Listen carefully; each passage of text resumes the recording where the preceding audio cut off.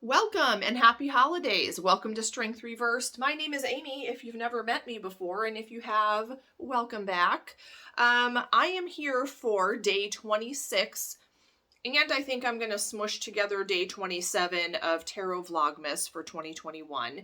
And those prompts are what tarot deck has gotten me through this year and my biggest wins for this year. And those are related things.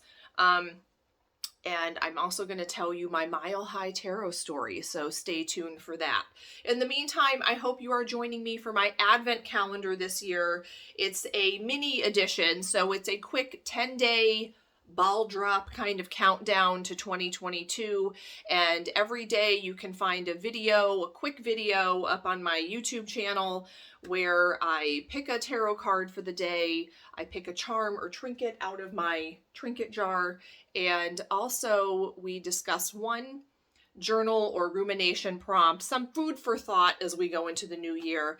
And I also tell you about one of my favorite tarot tube channels so that you can maybe find a new channel or maybe just give that person some love. So make sure to check that out. I'm having fun with it, and I hope you are too. It's just casual, quick, no homework, and you can binge it all in one night.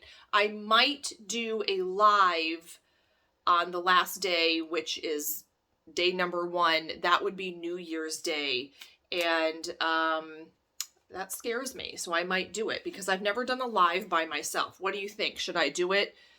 Tell me yes or no.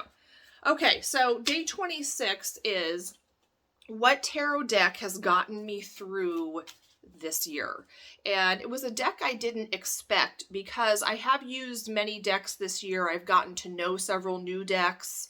Over Halloween, I used the Murder of Crows tarot a lot and got to know that and was pleasantly surprised.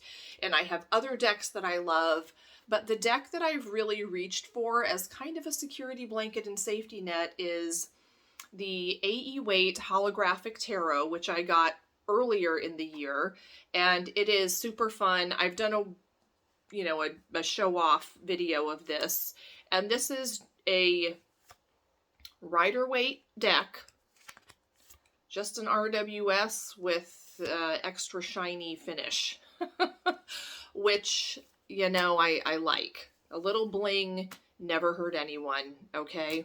It just makes it special.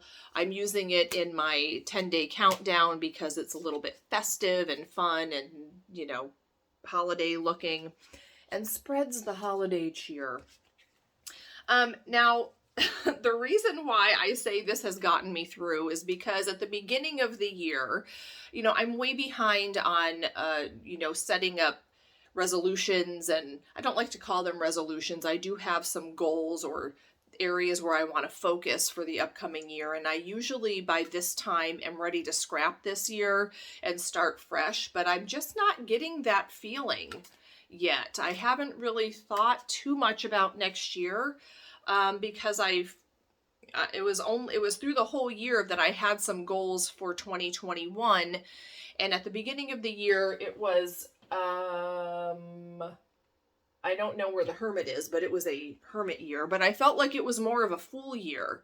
I should make a video about that because I was standing on the edge of the high dive and I did jump off in a couple of ways. I jumped off the high dive. I did a couple of things that really scared me, but really needed to be done. And they might not seem like big deals, but I made them big deals in my mind, and I did them. And one of the things was getting on an airplane and traveling. Now, I've gotten on airplanes many times in my life, many times. Even as a kid, I flew by myself to see grandma and grandpa, kind of a thing. But I'm not afraid to fly, but I'm very claustrophobic. And so, waiting for the doors of the aircraft to open is a monumental feat for me to get through. I'm like extremely claustrophobic. So, but I got through it, and Michael dragged me to Sedona, Arizona over Thanksgiving, and I'm glad he did. I'm always glad that he drags me places. I'm not a traveler. I know I'm supposed to say that I love to travel. I'm like a cat. I kind of like my area, and any other area doesn't really feel comfortable to me. So he gets me out of the house and forces me to go places, and I'm always really glad that I went. And we had a fabulous time, and went and saw the Grand Canyon, which was on my bucket list. Anyway, yada, yada, yada. So here I am on this plane, and one of the things that I do to kind of pass the time and make myself feel better is I always, there's this big decision when you travel anywhere, what decks am I going to bring? So I brought a couple of decks, and this was one of them because I was using it a lot and I really wanted to charge it up at, one of the nice rocks that's in Sedona, and it was kind of a mystical place. And, of course, I brought my robin wood because that travels everywhere with me and has been everywhere. And on the plane to Arizona, I reset both of those decks and got the side eye from a couple of people, and that was, fine. But on the way back, I sat and shuffled this deck, and I was watching, some TV on my phone or something, and the flight attendants pounced, and they were like, "Ooh, we're intrigued." And so and they're like, "Can you give us a reading later?" And so after they did the drink service, I'm not going to tell you what airline or where I was flying to because I don't want anyone to get in trouble here. They brought me up to the galley. It's very cold up there, by the way. And they pulled the curtain shut, and they had what they said, "We sanitized for you." And they had the drink cart, one of the drink carts, and they had put clean towels on top, and they're like, "Is this okay?"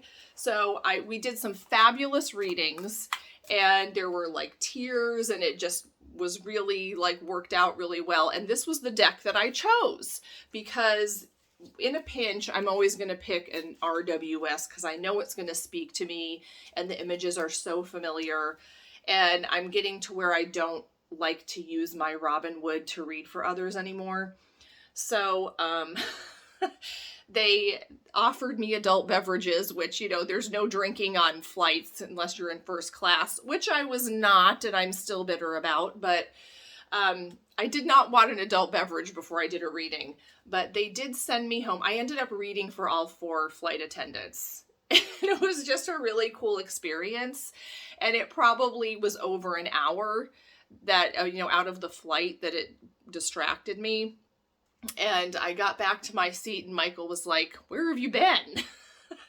He can sleep anywhere. He was asleep, and I'm very jittery and hyper awake and hyper vigilant on flights. And so it was just a nice distraction. And I just felt like I was meant to do that. I was meant to be there, and it was just kind of meant to be. And they brought me this plastic bag, and they said, "Ma'am, you left this in up front with us." And they gave me 2 bottles of wine and about a dozen of the little liquor bottles of various liquors. So that was my payment for my Mile High tarot readings, and it was so fun.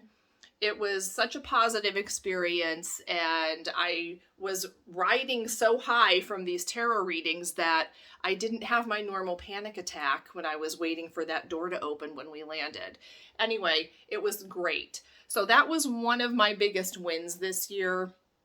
And, I did have some jump off the cliff goals for reading for others and also traveling. And this deck got me through in a pinch. And I love it. And it's fabulous. And it's shiny. And anyway, okay. So I hope that some more good experiences are yet to come in 2022. I don't know what 2021 has been.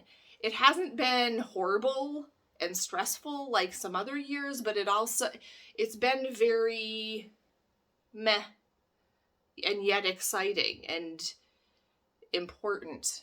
Anyway, okay. I'm not going to read too deeply into it. I'm just going to enjoy the ride. And I'll be thinking about what's up and coming in 2022, and I will see you later. Check out the Advent Calendar Countdown here on my channel every day, whenever you want. Okay, bye guys. Like and subscribe and all that. Okay, bye.